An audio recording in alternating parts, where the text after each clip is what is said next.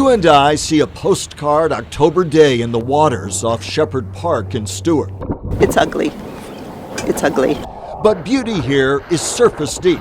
This trio from the Florida Oceanographic Society knows full well what is brewing below the waterline. This past summer, over 30 million pounds of sediment, specifically from Lake Okeechobee. Discharges from the big lake and surrounding farmland rich with fertilizer runoff. Phosphorus and nitrogen in that runoff poured through the St. Lucie locks this summer and into the St. Lucie estuary. Dr. Gary Goforth is an environmental engineer. And that sediment covers up active, healthy oyster beds. It covers up and smothers seagrasses so that they can no longer grow and photosynthesize the light. It blocks the light.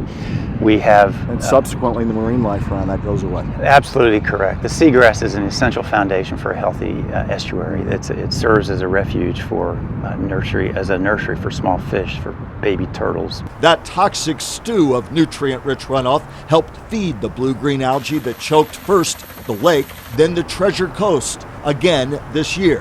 Pam Hopkins offers a warning. The blue-green algae, in many ways, awful as it is really just a symptom of a very, very sick system. Terminal patient. Water monitors like this one dot the estuary, checking for salinity, nitrogen, and phosphates. But these advocates say state budget cuts over the last 8 years have badly hurt water monitoring efforts deeper into the watershed near the agricultural lands at the source of so much of the problem. When you have the data, you're able to sort out fact from fiction. It is simple, they say. More and better data puts teeth into regulations about runoff and enforcement.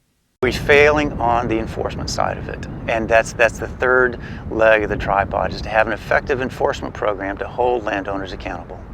The missing ingredients? Sustained public outcry that shapes political will. And without all of that, there is growing fear that life here is at a tipping point. It becomes a much less attractive place to live, and I think increasingly it will become an unhealthy place to live. I hate to say that, but I feel that's where we're headed.